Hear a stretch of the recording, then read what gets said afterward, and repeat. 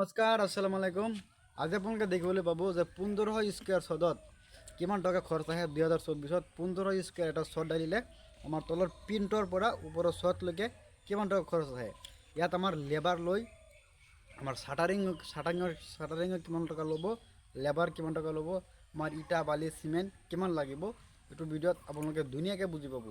আৰু এটা ছদ ডালিলে কেনেকৈ আপোনাৰ ফাৰ্ষ্টৰ পৰা কামটো ষ্টাৰ্ট কৰিব লাগে আৰু কেইটালা ফাউণ্ডেশ্যন দিলে কেনেকৈ গাঁত খান্দিব লাগে আৰু চিৰিটো কেনেকৈ ৰাখিব লাগে, এইটো ভিডিঅ'ত আপোনালোকে ধুনীয়াকৈ বুজাই দিম, বুজিবলৈ পাব।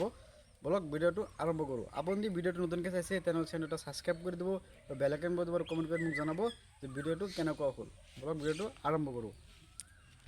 ওকে গড়টোৰ আমাৰ বহল হ'ল 44 এণ্ড 32। আমাৰ 1500 স্কোয়াৰতকৈ অলপ কম আছে। আমি ধৰিছোঁ 1500 স্কোয়াৰ ছদ অলপহে কম আছে। এতিয়া আপোনাক ভিতৰত লৈ যাম যে কেনেকুৱা আছে, বাঁহকেইটা কেনেকৈ লগাইছে। আমাৰ যেতিয়া ফাৰ্ষ্ট ফ্ল'ৰ যেতিয়া আমাৰ কাম কৰা হয় তেনেকৈ বাঁহটো কেনেকৈ লগাব লাগে আমি দেখাই আছোঁ। বাঁহৰ তলত আপোনালোকে এনেকৈ ধুনীয়াকৈ তক্তা পাৰি ল'ব। আপোনালোকে বাঁহৰ তলত এনেকৈ তক্তা পাৰি ল'ব। চাওক গোটেইকেইটা আমাৰ তক্তা কেনেকুৱা বাঁহৰ তলত দিয়া আছে। আপোনালোকে যেতিয়া শাটাৰিং ষ্টাৰ্ট কৰিব, শাটাৰিং ষ্টাৰ্ট কৰাৰ আগত যেতিয়া পিণ্টত আপোনালোকে মাটি ভৰাইছে, মাটি ভৰাওঁতে আপোনালোকে পানী মাৰি ধুনীয়াকৈ দুৰুচ মাৰি ল'ব। দুৰুচ মাৰি পিছত আপোনালোকে শাটাৰিং কামটো আৰম্ভ কৰিব। শাটাৰিং কাম আৰম্ভ কৰিলে এতিয়া মানে ধৰক আপোনাৰ যে ছদটো ডালি আছে তলত চাব পানী পৰি বোকা হৈ যাব। বোকা হৈ আপোনাৰ বাঁহটো সোমাই যাব। সোমাই গ'লে চাব আপোনাৰ ছদটো বহি গৈছে। আমি এটা পিকচাৰ লগাই দিম, পিকচাৰত ধুনীয়াকৈ আপোনালোকে দেখিবলৈ পাব যে মাটিটো ভালকৈ নবহালে ছাদটোৰ অৱস্থা কেনেকুৱা হয়। ছাদ ডালিলে সেইটো আমি এটা পিকচাৰ দি দিম, পিকচাৰটো স্ক্ৰীণত দেখিবলৈ পাই আছে আপোনালোকে। এতিয়া বলক আমি ওপৰত যাওঁ যে চিৰিটো কেনেকুৱা আমাৰ আছে। এবাৰ আহক।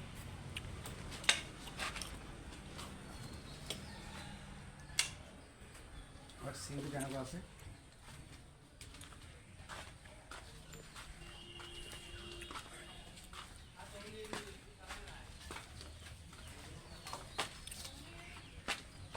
এফালে চাওক। আমি চিৰি যিটো আমাৰ এনেকুৱা আছে, এইটো আমাৰ 1 ফুট ৰাখিব। 1 ফুট ৰাখিলে আপোনাৰ ভৰিটো এনেকৈ ধুনীয়াকৈ দিব পাৰিব 1 ফুট ৰাখিলে।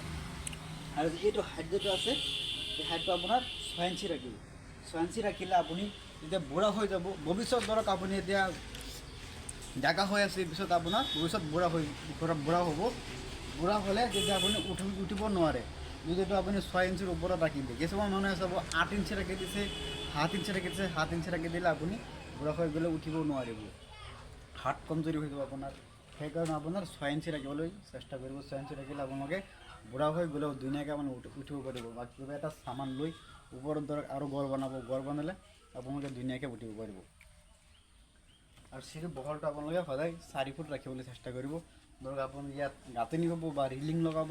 ৰিলিং লগালে চাব আৰু আপোনাৰ 6 ইঞ্চি বা 10 ইঞ্চি এনেকুৱা আপোনাৰ কমি যায়। সেইকাৰণে আপোনাৰ 4 ফুট ৰাখিবলৈ চেষ্টা কৰিব। চিৰিটো আমাৰ এইফালে চাওক 3টা আমাৰ বাঘ আছে, এইফালে এটা। আমাৰ হাইট কম আছে যে সেইকাৰণে 3টা ৰাখা আছে। আৰু ওপৰত যাওক, ওপৰত কেনেকুৱা আছে আপোনাক ধুনীয়াকৈ লগাই দিম। ৰডটো কেনেকুৱা ব্যৱহাৰ কৰিছে পোষ্টত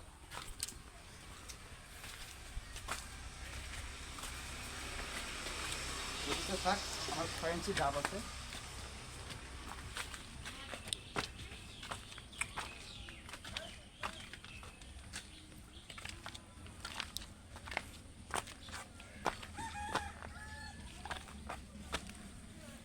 ছদত আপোনালোকে দেখিবলৈ পাইছে যে আমাৰ ৰুম বনোৱা আছে। ক্লিয়াৰ এটা ৰুমত কেমেৰামেন তলফালে দেখাই দিয়া যেন চাওক ৰুম বনোৱা আছে। ৰুমত আমাৰ পানী মৰোৱা আছে। পানীটো আপোনালোকে সদায় 20 দিন বা 21 দিন আপোনালোকে এনেকুৱা ধুনীয়াকৈ পানী মাৰি থ'ব। ছদত পানী মাৰিলে আপোনাৰ ছদটো তেতিয়াহে মজবুত হ'ব। এটা গড়ত আপোনাৰ 70 ভাগ আপোনাৰ পানীহে লাগে। পানী নহ'লে আপোনাৰ গড়টো কেতিয়াও মজবুত নহয়। সেইকাৰণে আপোনাক এনেকুৱা ৰুম বনাই ধুনীয়াকৈ আপোনালোকে পানী মাৰি থ'ব। পানী মাৰিলে আপোনাৰ ছদটো ধুনীয়াকৈ মজবুত হ'ব। আৰু মই কওঁ যে চাটাৰিংটো কিমান দিনত খুলিব লাগিব। চাটাৰিংটো আপুনি বাল ধুনীয়া চিমেণ্ট লগাইছে, বেণ্টৰ চিমেণ্ট লগাইছে, ধৰক ডালমিয়া লগাইছে, অম্বুজা প্লাছ লগাইছে, বিৰলা গোল্ড আছে আৰু দামী দামী বহুত বেণ্টৰ চিমেণ্ট আছে। এইবিলাক চিমেণ্ট লগালে আপোনালোকে 25 দিন বা 1 মাহৰ ভিতৰত 30 দিনৰ ভিতৰত আপোনালোকে খুলি দিব পাৰে। খুলি দি আপোনাৰ ত্ৰিপালকেইটা চাফা কৰি ধুনীয়াকৈ পানী মাৰি দিব। আৰু যদি ধৰক কম দিন চিমেণ্ট লগাইছে তেনেহ'লে 1 মাহৰ বা 1 মাহ 3 দিন 4 দিন এনেকুৱা পিছত আপোনালোকে খুলিব পাৰে। আৰু আপোনালোকে যে 3 ফাউণ্ডেশ্যন দিছে, 3 ফাউণ্ডেশ্যনত আপোনালোকে 16 ৰড ব্যৱহাৰ কৰিব। 16 আপোনালোকে 6ডাল ৰড ব্যৱহাৰ কৰিব। মাজৰ কেইটাত আপোনালোকে 8ডাল ব্যৱহাৰ কৰিব পাৰে। মাজৰ যিকেইটা আমাৰ পুছ আছে, পুছত আপোনালোকে 8ডাল ৰড 16 ব্যৱহাৰ কৰিব। আৰু কিনাৰত কেইটাত আপোনালোকে 16 আৰু 12 ৰড ব্যৱহাৰ কৰিব পাৰে। আৰু 3 ফাউণ্ডেশ্যন হ'লে আপোনাৰ পুছটো 12x14 ৰাখিব, 12x12 ৰাখিব পাৰে, 12x14 ৰাখিব পাৰে। সেইটো আপোনাৰ হেৰিলৈ কথা।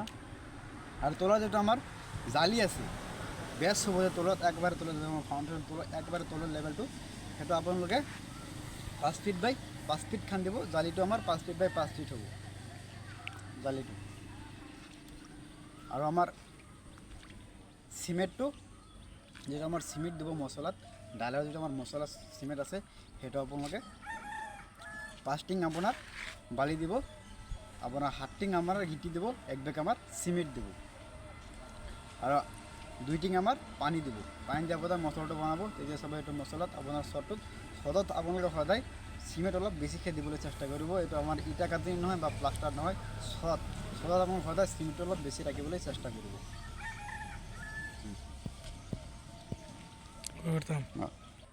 আপোনালোকে ঘৰ বনালে সদায় আপোনাৰ পিনটো আছে, যিটো আমাৰ পিনটো আমাৰ 3 ফুট ৰাখিবলৈ চেষ্টা কৰিব। 3 ফুটৰ ওপৰত ৰাখিলে লাভ নাই। চাব কিছুমান মানুহ আছে যে বেলেগ মানুহে ধৰক 3 ফুট ৰাখিছে, আপুনি কি কৰি দিছে যে 4.5 ফুট ৰাখি দিছে বা 4 ফুট বনাই দিছে, সেই ঘৰতকৈ অলপ ওখ কৰি দিছে। সেইটো কৰিলে আপোনাৰ লছ হ'ব। এনেই ফাল্টু ওখ কৰিলে লাভ নাইতো। 1 ফুট যদি আপোনাৰ RCC ঘৰ ওখ কৰে, 1 ফুট আপোনাৰ বহুত টকা গুচি যাব। সেইকাৰণে আপোনালোকে এটা লেভেল আছে, যিটো লেভেলত কৰিলে আপোনাৰ ঘৰটো চোৱা আহিব। এনেইতো ওখ কৰি লাভ নাই যে বেলেগ মানুহৰ ঘৰটো ওখ আছে, মই আৰু ওখ কৰি দিওঁ, কৰি দি যদি আপুনি ঘৰ বনাই দিয়ে তেনেহ'লে আপোনাৰ এনেই ফাল্টু টকা এনেই বেছি খৰচ হৈ যাব। সেইকাৰণে আপোনালোকে 2.5 ফুট বা 3.5 ফুট এনেকৈ আপোনাক ধুনীয়াকৈ ৰাখিবলৈ চেষ্টা কৰিব। আৰু আপোনালোকে এইবাৰ আহক, এইটো আমাৰ PVC আছে, PVCটো মাৰিহে আপোনালোকে এইবিলাক চাক PVCটো মাৰি আপোনালোকে গাঁথনি কৰিব। PVCটো মাৰিলে আপোনাৰ ধৰক ওপৰত যিটো আপোনাৰ যেতিয়া প্লাষ্টাৰ কৰিব বা ৰং কৰিব, ৰংটো আপোনাৰ কেতিয়াও ফাটি নাযায়। বা আমি ক'ম যে 15 স্কোৱাৰ ছদত আমাৰ কিমান টকা খৰচ আহিলে। আমাৰ এইটো আমাৰ তলৰ পৰা মাটি আমাৰ পিছত মাটি বড়ো আছে, আমাৰ ইটা গাঁথনি আছে আৰু আমাৰ লেবাৰ খৰচ চাৰ্ডাৰিং লৈ আমাৰ এইটোত 13 লাখ টকা আমাৰ খৰচ আহিলে। 15 স্কোৱাৰ ছদ আমাৰ 13 লাখ টকাত কমপ্লিট হ'ল। বহুত মানুহে কোৱেশ্যন কৰে যে আমাৰ লেবাৰ খৰচটো কেনেকুৱা স্কোৱাৰ ফিট হয়। RCC ঘৰ বনালে স্কোৱাৰ ফিট আমাৰ লেবাৰটো কিমান টকা লয়। লেবাৰটো আমাৰ নগদ আছে আমাৰ 60 টকা বা 70 টকা।